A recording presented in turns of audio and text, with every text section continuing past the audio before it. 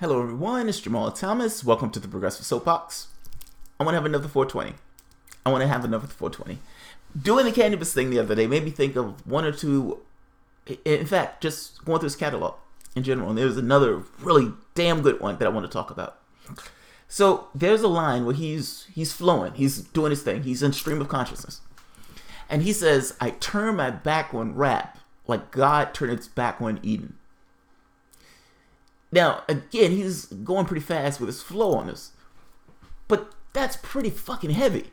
I turn my back on rap like God turned his back on Eden. Now, there's epicness to that. He's literally comparing this event of God being so frustrated and disgusted with its own creation that he turns his back on his own creation. Now, in Canibus' point, he's talking about something going on in his personal life or his career that has caused him to turn his back on his art, his creation. Now, the epicness of this is, in the same way, whatever worth God puts into particular creation. Now, man, because of who we are, being man, we assume that we're worth something. At least most people do. Now, in assuming that we're worth something, we're assuming, for the most part, that the God that created us, it's like turning your back on something of worth in that way will be a difficult thing to do. In the same way that we're full well know that Canibus, if you listen to any of his stuff, the way he crafts the things that he says, or the way he talks about his art in that sense, it gets across to you this idea of how he feels about it. You know, it's just one of those things where he feels like it's a part of him of sorts. Now, in this particular case, he's literally saying, I am turning my back on my own creation in the same way that God got disgusted and turned his back on Eve and Adam.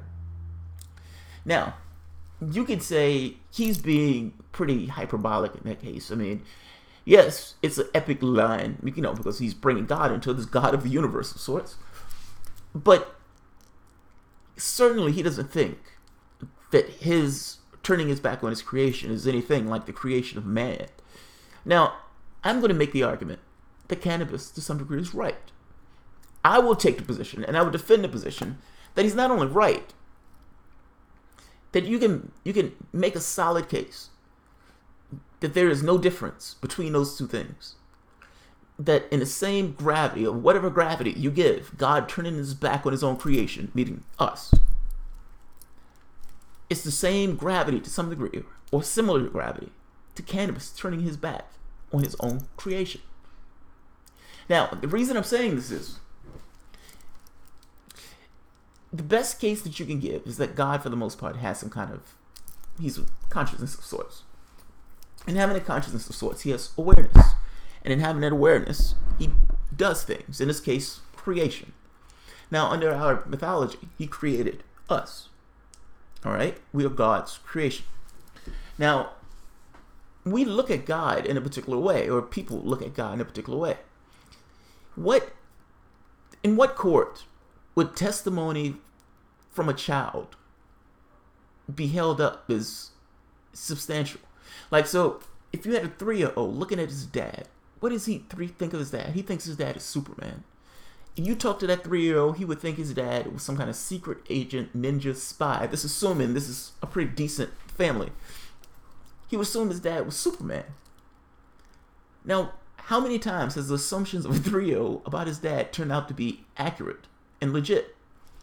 Meaning, can I really take the testimony of the thing that was created on the thing that created it? Isn't there a tether between those things? Isn't that particular thing, particularly when it's in an infancy and has no idea what it is, what it's in, what the outer world is like, what the larger reality is like, doesn't know anything. He knows his dad. That's what he knows.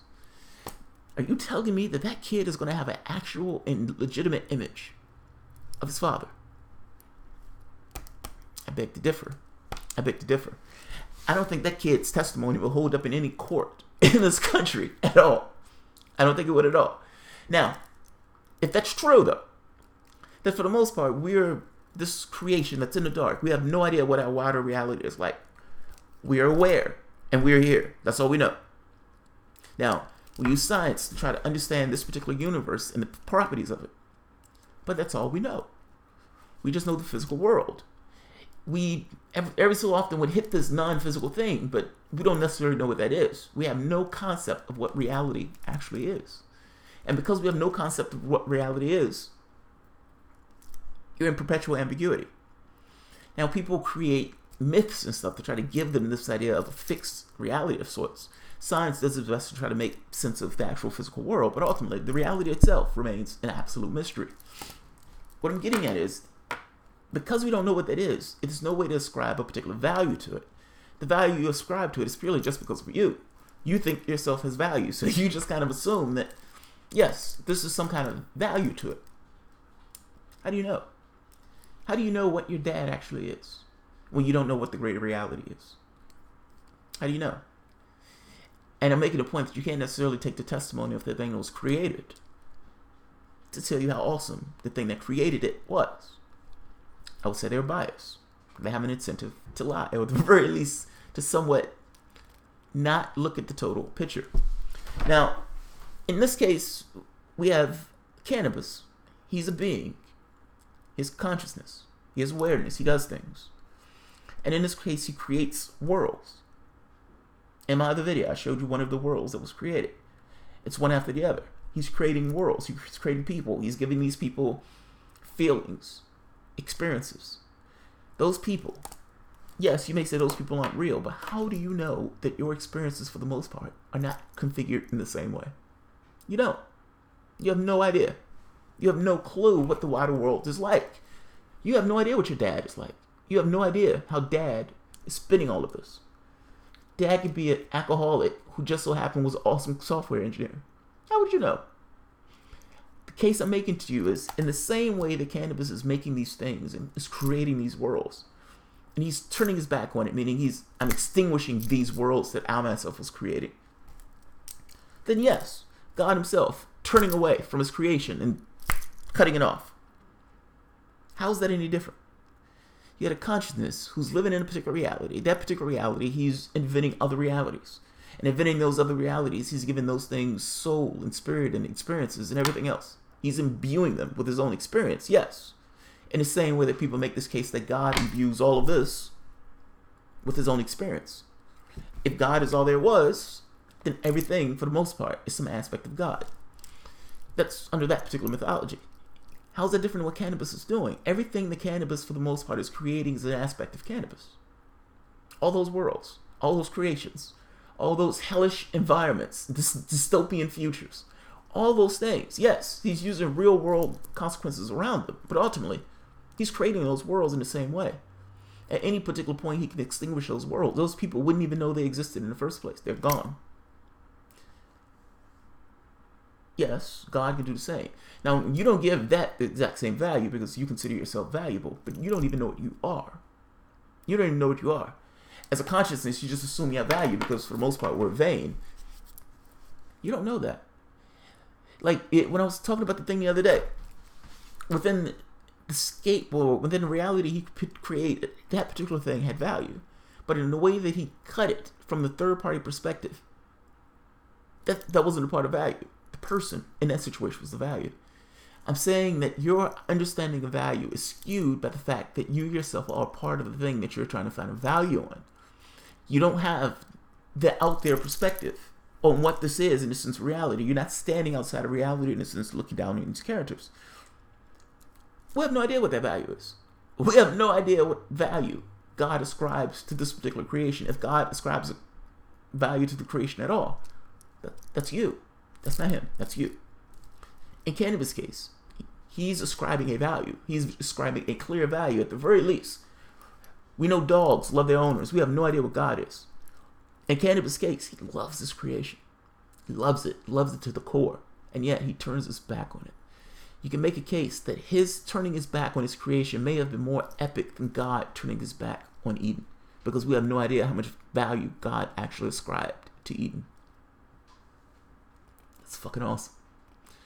That's my case. That's the case I present. That line is absolutely epic. And my wife was like, a little over the top. And I was like, no, it's not over the top. It's not over the top. He knows exactly what he's saying. I turn my back on rap like God turned his back on Eden. That is fucking epic. It's awesome. It's absolutely awesome. I love that line. Look, I wow out over art, and I wow out over these things where you can dip into, like you can literally go into it to try to understand what the character is saying. And as you think about it, you're like, wow, that's pretty epic. And then you start thinking just one step further, be like, well, wait a minute, what's the epicness of it? And is there a disparity between God and man in that case? If God is just some level of intelligence and man is also some level of intelligence, the only difference is the plane of existence. Now, is perception the thing that makes God God in that sense, if that makes sense? What I'm getting at is, does range of perception in any way dampen the degree of value of that particular consciousness? I'm saying that in the same way God was aware and was conscious, Canibus also is aware and was conscious. And the same way God turned his back on his creation, Canibus also turned his back on his creation. In the same way God created worlds, Canibus also created worlds. We have no clue what we are, and we have no idea how much value God ascribes to us. Because that's an X factor, we know how much Canibus value he ascribes to what he does. We know the passion he has for it. We know he loves it. We know he fights against it. We know it. Him turning his back on it could have possibly been more epic than God turning his back on his own creation. That's the point I'm making. So it's not one of these things of like, oh, he's just being hyperbolic. Some people may see it that way. The moment that you go into it, though, it's like, is he being hyperbolic? Isn't this somewhat of the same thing? Aren't these beings? Yes, they're on different planes of existence. But aren't these beings that are on different planes of existence, that are aware, that have a decision space, that are conscious, that can create worlds in their heads of sorts? If they're aware, aren't those things somewhat equal? And if they're equal, just being aware, meaning, yes, you're more powerful than me. You may have created me in that sense. You can, cut the computer off. That's true. But I'm still aware. Your awareness is no better than my awareness. You may be aware of more things. That doesn't necessarily, again, make it better. Consciousness is consciousness. Period. It's fundamental. It's not a, you may have people who have wider levels of perception and that type of thing. That's fine. But if you're just getting down to the bare bones of it, just like a quantum of consciousness of sorts, God has no claim over us in that sense. Yes, you can beat me up. That doesn't make you better than me. That just means you can beat me up. I'm saying Canibus, in this particular case, yes, he's to some degree God. He's mimicking the person who he's ascribing his own creation to. Yes, that's true. But just because somebody created him, it's like, is your dad better than your son? Well, no. Those things are for the most part equal. I make it the same case. You have no idea what you're worth. You have no idea what the wider reality is. But we do know what this is. There's a potential that Canibus is turning his back on it. His whatever that was, whatever that angst was that caused him to just turn his back on his creation, was far more epic than God giving up on Eden. Love that line. I love it. I love it. I love it. I love it. All right, I'm ending on this. All right, guys, if you enjoy the content, feel free to share, like, subscribe. You can always support the work through Patreon. Thank you.